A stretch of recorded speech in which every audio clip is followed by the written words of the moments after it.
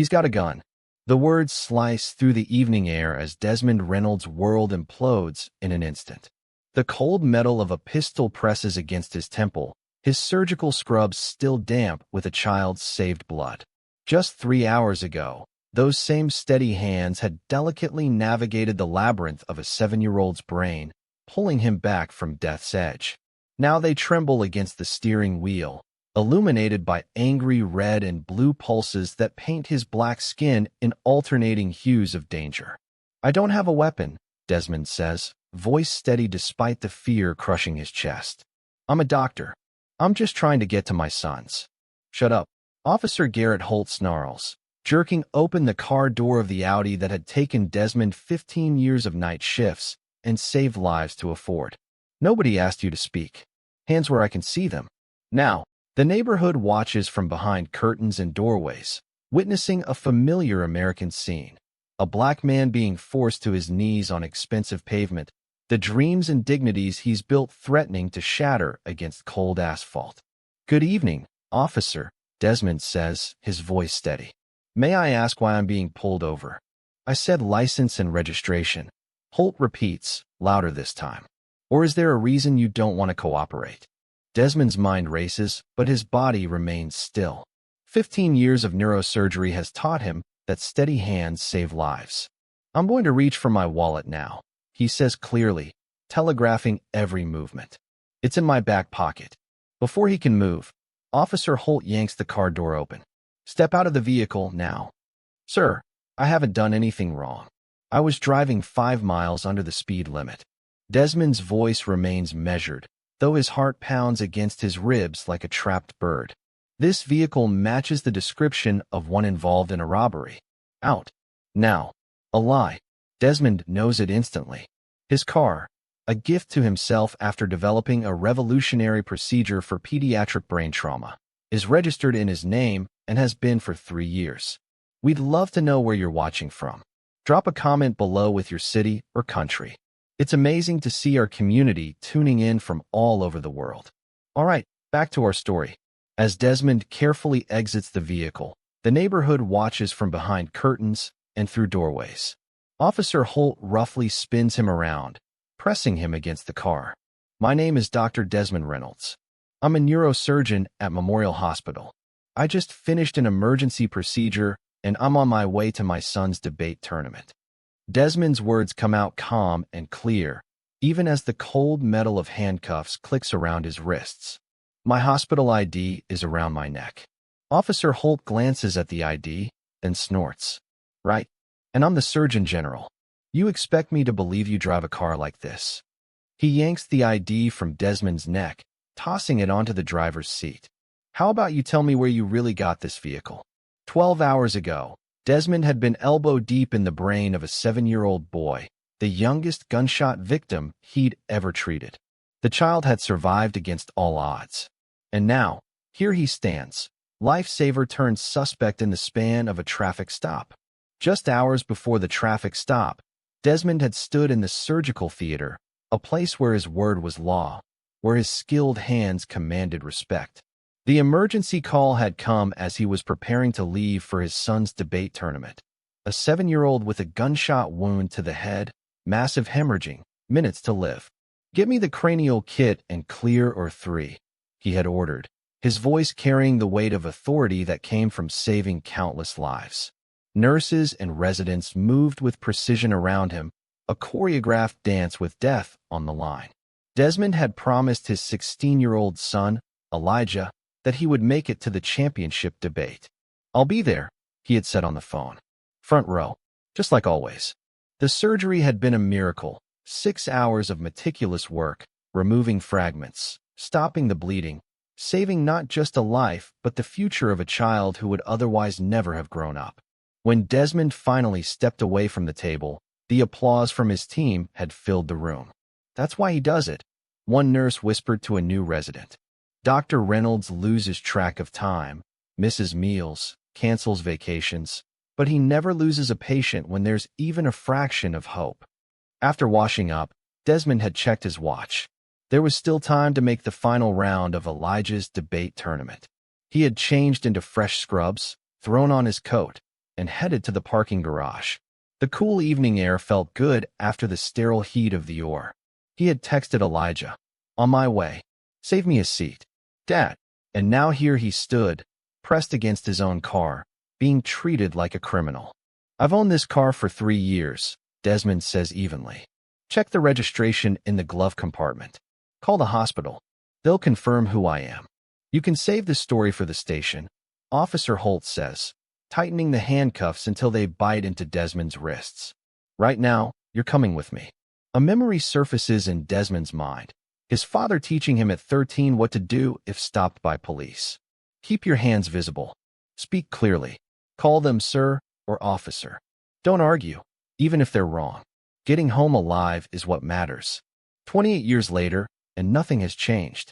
As Officer Holt roughly guides him toward the patrol car, Desmond glances back at his vehicle. Inside is his phone with Elijah's last text. "Where are you, Dad? They're calling finalists in 10 minutes. Desmond thinks of his son standing on that stage, scanning the audience for the father who promised to be there. The debate tournament trophy would mean a college application boost, something Elijah had worked toward all year. And now, because of one officer's prejudice, Desmond would break his promise. "Officer, please. My 16-year-old son is waiting for me at Lincoln High School. You can escort me there if you don't believe me. Just let me call him." Officer Holt laughs, a cold sound in the gathering darkness. "Nice try. Get in." As the patrol car door slams shut behind him, Desmond watches his neighborhood recede. The prestigious address he'd worked so hard to provide for his son after his wife's death now seemed like a liability rather than an achievement. A black man in a luxury car in an upscale neighborhood. To Officer Holt, that equation could only equal suspicion. Inside the patrol car, Desmond closes his eyes briefly, not in defeat, but to center himself, just as he does before making the first incision in surgery. When his eyes open again, they're filled with quiet determination. From his youth, Desmond Reynolds had been exceptional. Born to working-class parents who sacrificed everything for his education, he had earned a full scholarship to Johns Hopkins, graduated top of his class, and then enlisted as a military medic to pay off his remaining debts before medical school. In the confines of the patrol car, Desmond's mind drifts to his time in service. The memory is vivid: dust-filled air, the thunder of nearby explosions, and the steady movements of his hands as he worked to save a fellow soldier with a severe head injury in the field. With minimal equipment and under enemy fire, he had performed an emergency procedure that earned him commendation and cemented his decision to specialize in neurosurgery. "You've got a gift, Reynolds," his commanding officer had told him afterward. "You kept your cool when everything was falling apart around you. That's rare." That same composure serves him now as Officer Holt radios in. "Got a male, approximately 40, claiming to be a doctor, driving a vehicle matching the description from the Highland Park incident. Bringing him in now." Desmond knows there was no Highland Park incident involving a car like his. This is fabrication, a pretense to justify harassment. But arguing would only escalate the situation. Instead, he mentally maps his options. Request a lawyer immediately. Ask for a phone call to check on Elijah. Insist on speaking with a superior officer. The patrol car winds through the city streets, passing just blocks from Lincoln High School where, at this very moment, Elijah Reynolds stands on stage, delivering his closing arguments while his eyes scan the audience for the father who isn't there. At the police station, Desmond is led through a side entrance, away from public eyes. The handcuffs dig into his wrists as Officer Holt pushes him forward with unnecessary force. Inside, the fluorescent lights harsh after the evening darkness. Several officers look up from their desks. Their expressions shift subtly at the sight of Desmond in his surgical scrubs, still bearing the hospital ID clipped to his pocket. Officer Holt having tossed it back at him before leaving the scene. "Processing this one," Holt announces, pride evident in his voice. "Caught him in Westridge driving a stolen Audi." A desk sergeant eyes Desmond curiously. "What's with the scrubs?" Claims he's a doctor, Holt snorts. Says the car is his. "It is my car," Desmond interjects calmly. "And I am a neurosurgeon at Memorial Hospital." I just finished emergency surgery on a 7-year-old gunshot victim. You can verify all of this with a simple phone call. The desk sergeant's eyebrows rise slightly. Memorial, you said? Yes. Dr. Desmond Reynolds, head of neurosurgery. And I need to make a phone call to my son, who is currently waiting for me at Lincoln High's debate championship. Officer Holt cuts in. Save it for processing. We need to run his prints first, check for warrants. I have no warrants, Desmond says evenly. I have no criminal record whatsoever. What I do have is a son who needs to know why his father isn't in the audience as promised. The desk sergeant looks uncertain now, glancing between Desmond and Holt. What was the reason for the stop, Garrett? Vehicle matching description from the Highland Park robbery last week. Black Audi, tinted windows. Another officer, older with graying temples, approaches from a nearby desk. Highland Park? That was a white BMW, Holt. Report came in this morning. They found it abandoned near the river. A moment of silence falls over the station. Officer Holt's face hardens. This guy was driving erratically. Nearly sideswiped me. That's simply not true, Desmond responds, his voice still measured but firm. I was driving 5 miles under the speed limit. There was no traffic violation. Your dashcam footage will confirm this. The older officer studies Desmond more carefully now, taking in the surgical scrubs, the composed demeanor, the complete lack of fear or nervous guilt that most suspects display. Did you say Reynolds? From Memorial? The older officer asks suddenly. Yes, sir. Dr. Desmond Reynolds. Recognition dawns in the officer's eyes, but before he can speak, the station doors burst open. A young black man in a dress shirt and tie rushes in, his face a mixture of panic and determination. Elijah Reynolds has somehow found his father. Dad? He calls out, then stops short at the sight of his father in handcuffs. Desmond's composure cracks for the first time. Elijah, I'm sorry. I tried to call. The desk sergeant looks between father and son, then at Officer Holt, whose expression has grown increasingly defensive. Something isn't adding up, and everyone in the room can feel it. And in that moment, as Elijah stares at his handcuffed father still wearing the scrubs that had saved a child's life that very day, the first act of injustice reaches its peak. But recognition is beginning to dawn across the faces of the other officers. They've heard the name Reynolds before. And soon, Officer Holt will discover exactly who he has arrested and the reckoning that awaits. Dad, what's happening? Elijah's voice trembles with a mixture of confusion and rage as he stares at his father in handcuffs. At 16, he stands tall in his debate team blazer, metal gleaming around his neck, a champion without his promised witness. It's going to be okay, son, Desmond says with a calmness he doesn't feel. There's been a misunderstanding. Officer Holt steps between them. How did you even know he was here, kid? My debate teammate's father is a dispatcher. Elijah answers, chin raised with defiance that makes Desmond both proud and terrified. He heard Dr. Reynolds on the radio and called us. I won the championship, by the way. Not that you gave my father the chance to see it. The older officer who had recognized Desmond's name approaches now, his face grave. Holt, uncuff Dr. Reynolds. Now, on what grounds, Lieutenant Chun? Holt challenges, though his confidence wavers slightly. On the grounds that I know exactly who Dr. Reynolds is, the lieutenant says firmly. And so do half the officers in this precinct.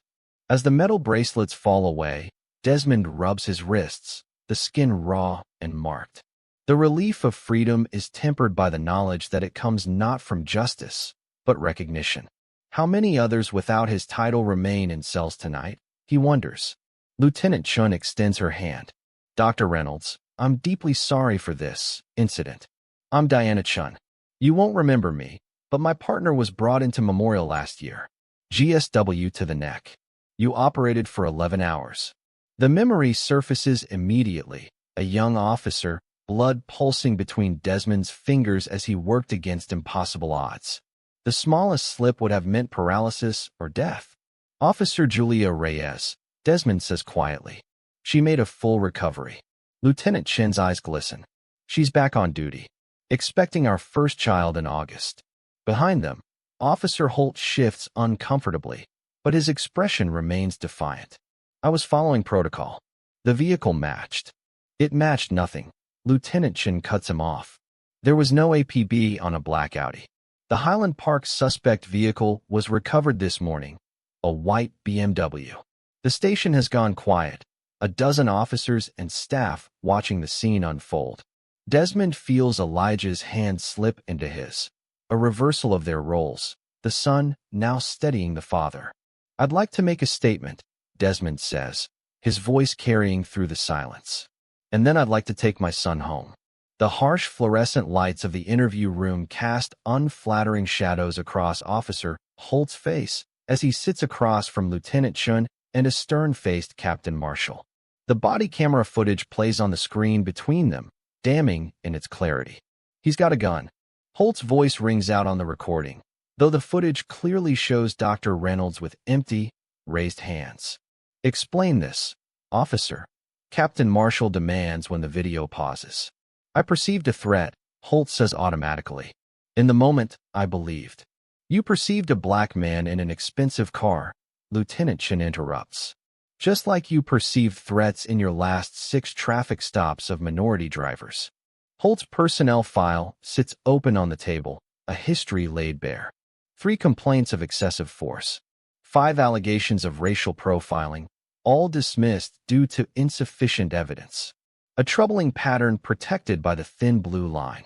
Do you know who Dr. Reynolds is, besides the man you just falsely arrested? Captain Marshall asks, his voice dangerously quiet. Holt swallows. A doctor at Memorial, apparently. Not just any doctor, Lieutenant Chin says. Chief of neurosurgery.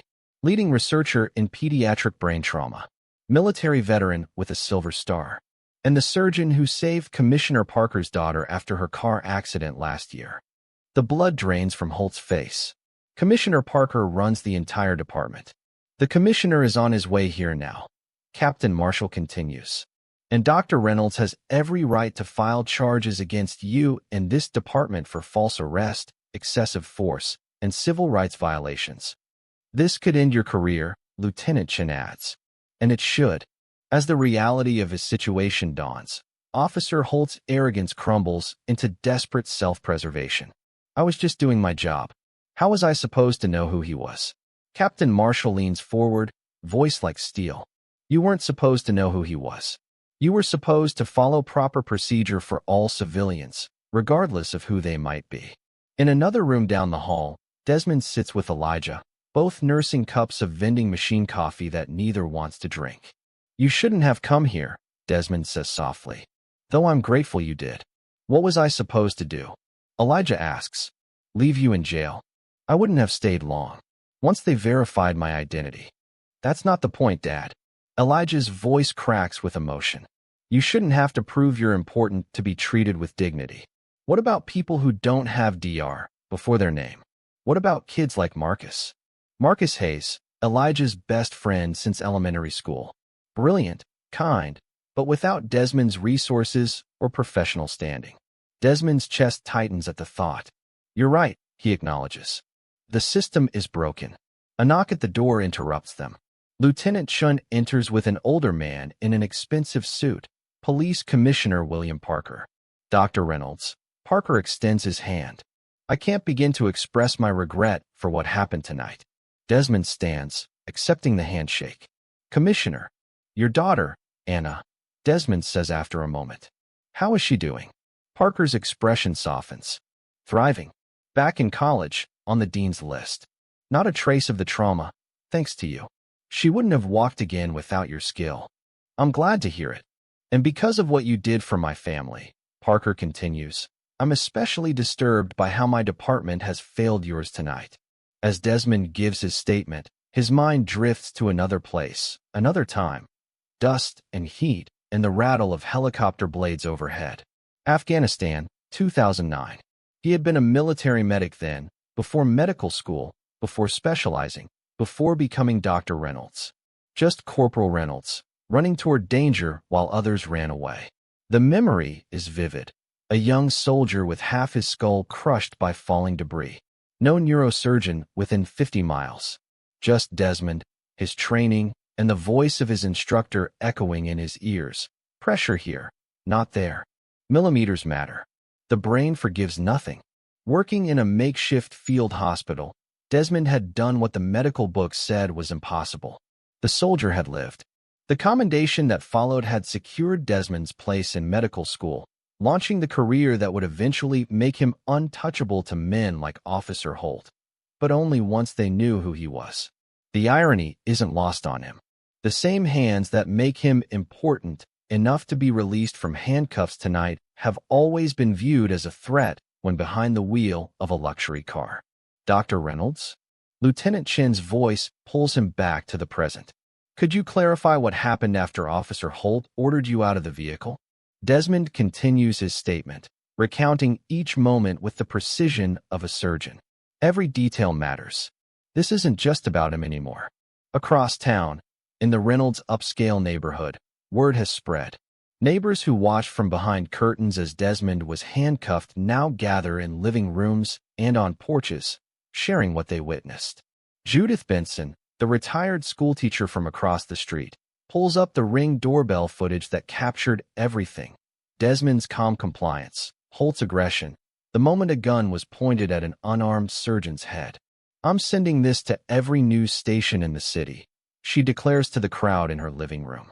That officer had no cause, no justification.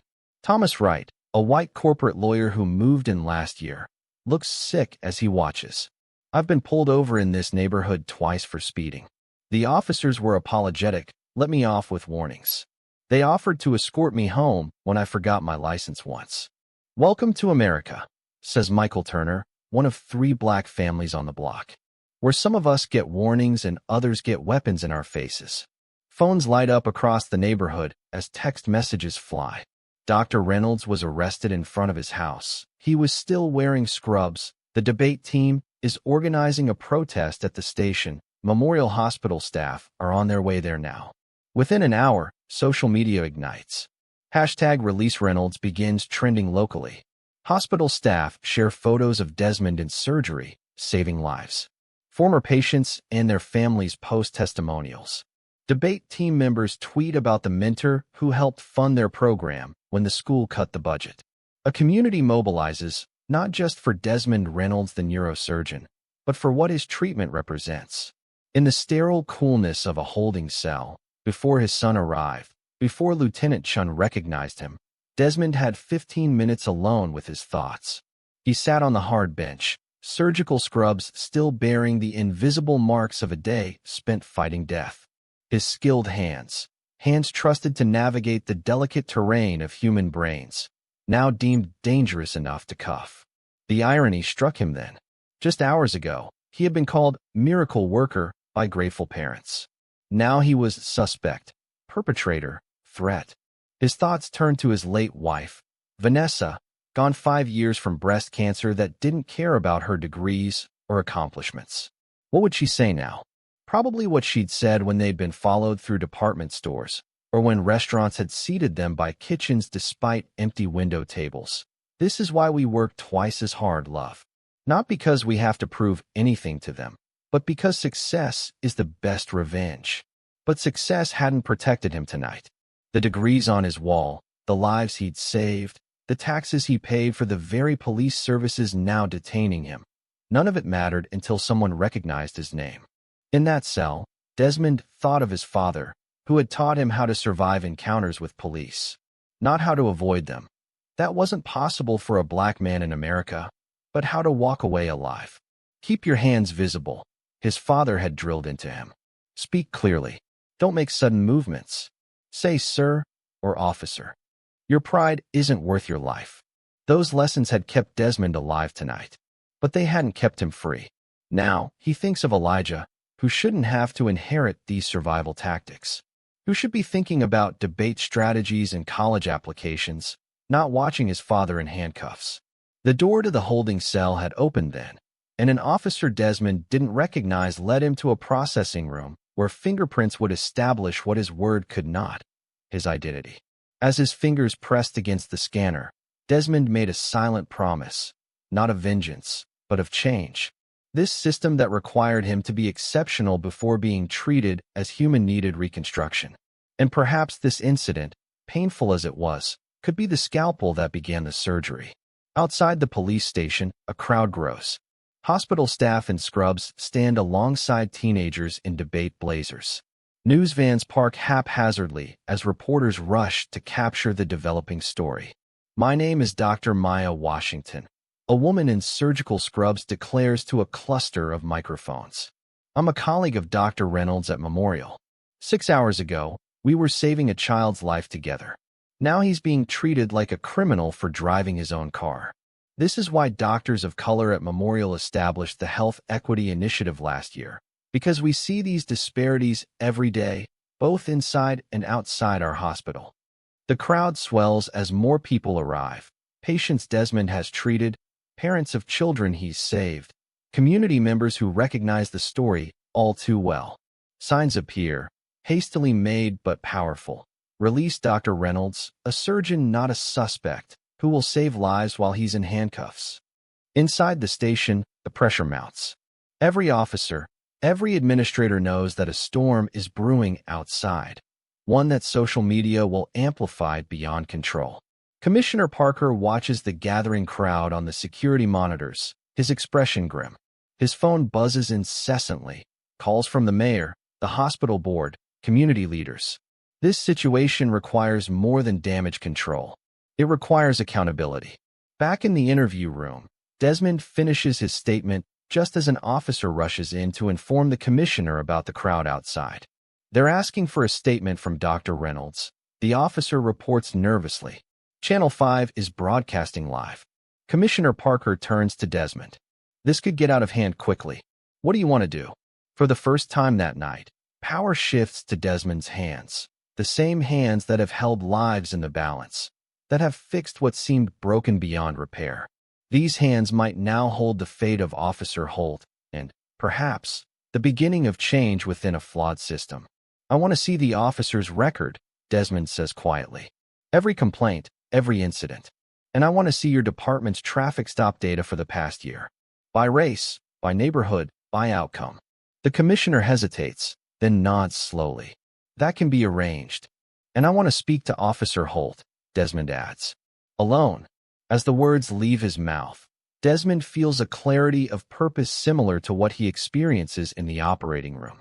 The diagnosis is clear, a systemic disease requiring precise intervention. The question now is what kind of cure to prescribe: punishment or rehabilitation, retribution or reform. The commissioner and Lieutenant Chun exchange glances, weighing the request. "Are you sure that's what you want?" Lieutenant Chun asks carefully. "I'm sure," Desmond confirms, his expression resolute. "Before I decide what happens next, I need to understand the man who pointed a gun at my head while I still had a child's blood on my hands." The interview room feels smaller with just the two of them inside. Desmond Reynolds sits across from Officer Garrett Holt, the metal table between them a cold barrier. No recording devices run. No witnesses stand by. Just two men whose lives collided at the end of a gun barrel hours earlier. "You requested this meeting," Holt says, unable to maintain eye contact. The swagger from the traffic stop has evaporated, replaced by defensive tension. "So talk." Desmond studies the officer before him. Not much older than 30, jaw set with practiced authority now crumbling at the edges. A man whose power has suddenly become precarious. "I'm not here to threaten you," Desmond begins, his voice carrying the same measured calm he uses with anxious patience. "I want to understand what happened tonight. What you saw when you looked at me." Holt's laugh is bitter, hollow. "Is this some kind of psychological game? You want me to confess to racism on record?" "There's no record." Desmond gestures to the switched-off camera in the corner. "Just us. Two human beings trying to understand each other." "You don't want to understand me," Holt mutters. "You want to destroy my career. You've got the commissioner in your pocket, the media camping outside. You've won, doctor. Congratulations." Desmond leans forward, hands folded on the table. This isn't about winning. It's about fixing what's broken. And something is clearly broken when a man in surgical scrubs gets a gun pointed at his head for driving his own car. Silence stretches between them. Through the walls, they can hear the muffled sounds of the station. Phones ringing, voices calling, the machinery of justice grinding onward for others while paused for them. I was raised in Oakwood, Holt finally says, naming one of the city's most troubled neighborhoods. My father was killed by a drug dealer when I was 12. Black guy in a fancy car, designer clothes. I watched him bleed out on our kitchen floor. Desmond nods, recognizing the trauma beneath the justification. I'm sorry that happened to you. I became a cop to get guys like that off the street, Holt continues. To protect people like my mother, who worked 3 jobs after he died. That's honorable, Desmond acknowledges. But tonight, I wasn't a drug dealer. I was a surgeon headed to my son's debate tournament after saving a child's life. You all look the same when. Holt stops himself, realizing too late what he's revealing. When we're behind the wheel of an expensive car? Desmond finishes for him. Or just when we exist in spaces you don't think we belong. Holt's silence is answer enough. Desmond reaches into his pocket and pulls out a small photo, sliding it across the table. A smiling 7-year-old boy with warm brown skin, his head wrapped in bandages but eyes bright with life. This is Jamal, Desmond says quietly. The boy I operated on today. Gunshot wound to the head, drive-by shooting while he played in his grandmother's yard. In Oakwood, Holt stares at the photo, conflict washing across his face. The bullet fragments were lodged near his brain stem. Most surgeons wouldn't have attempted the operation, too risky. But I did, because that's my calling. To save lives regardless of who they belong to. Desmond takes back the photo, his voice remaining gentle but gaining intensity.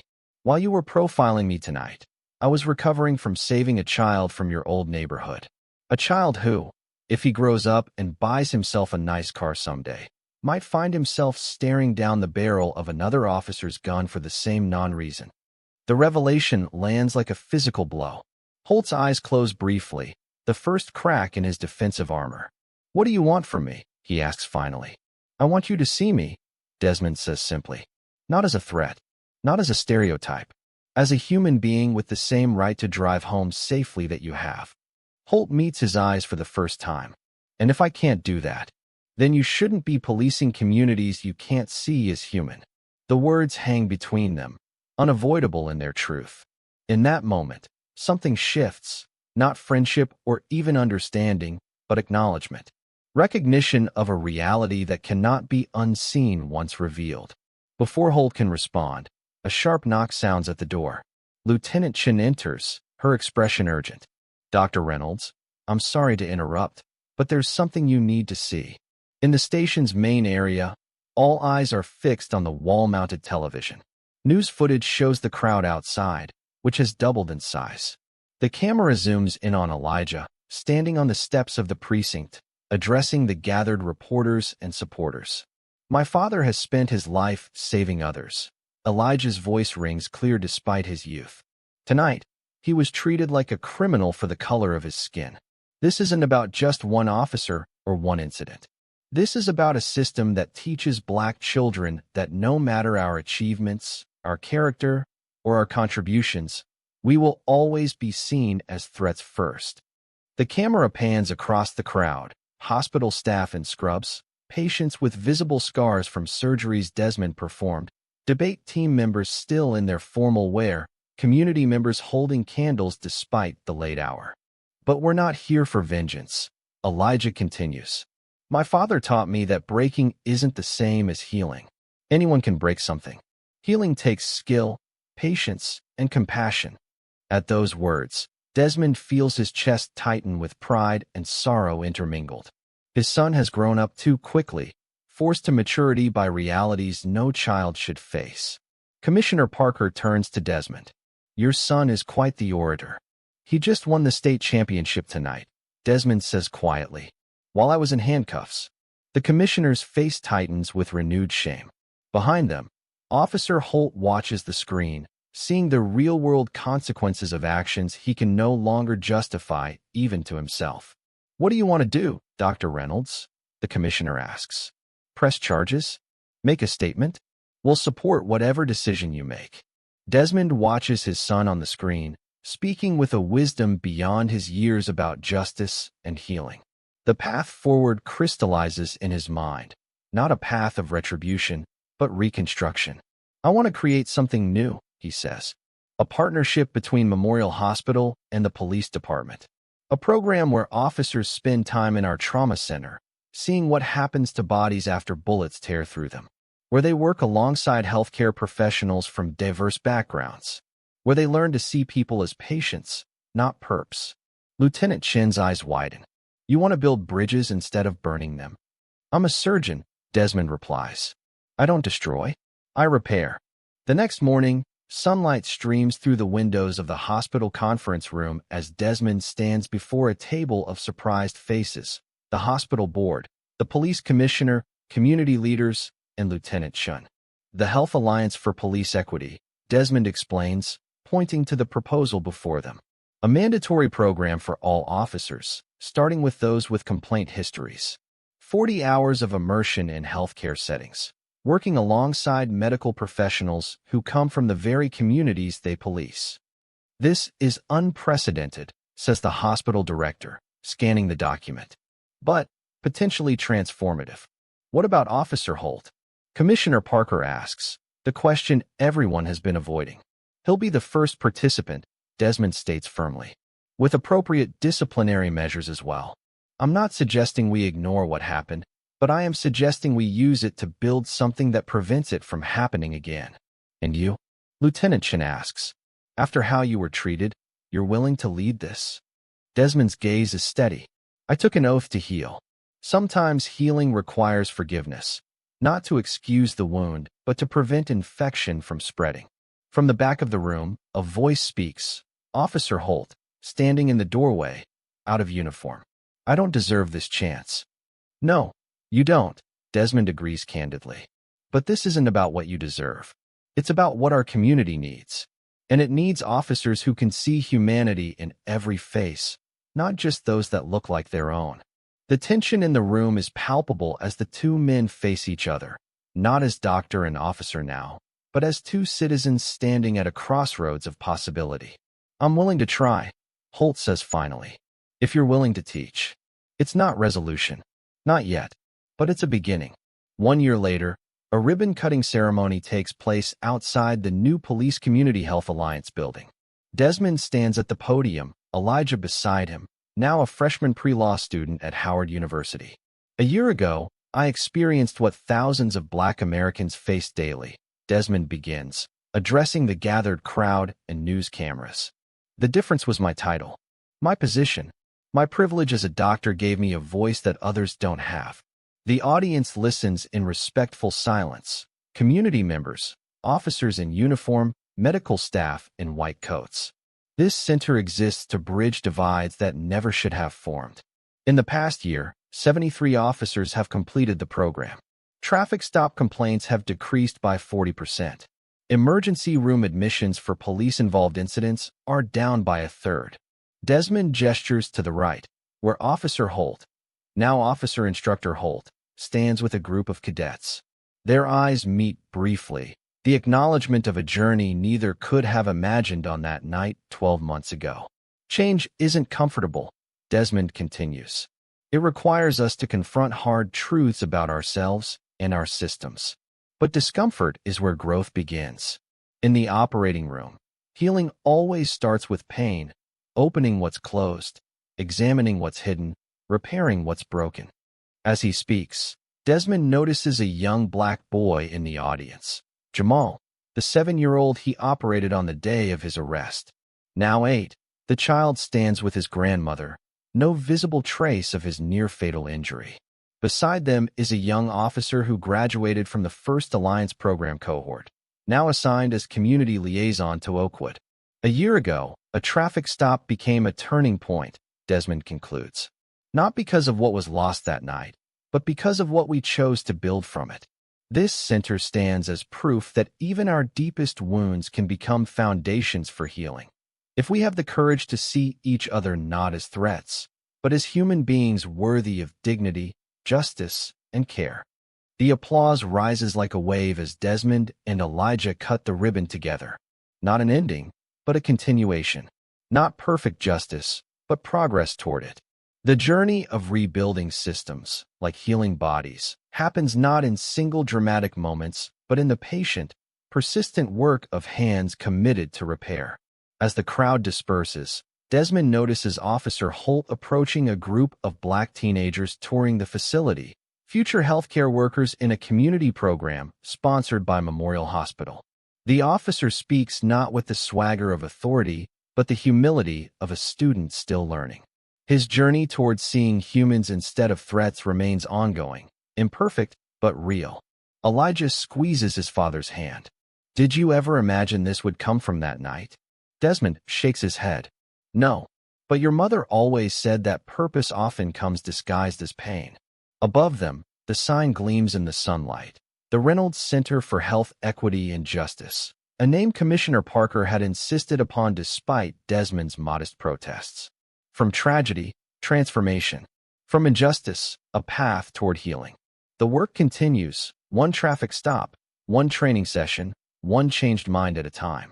If this story touched your heart, make sure to like and share it with someone who needs to hear it. What solutions do you think could help bridge the divide between police and communities of color? Share your thoughts below, and let's build a dialogue for change. Subscribe for more powerful stories of transformation, and hit the notification bell so you never miss a video. Thank you for watching, and see you in the next video.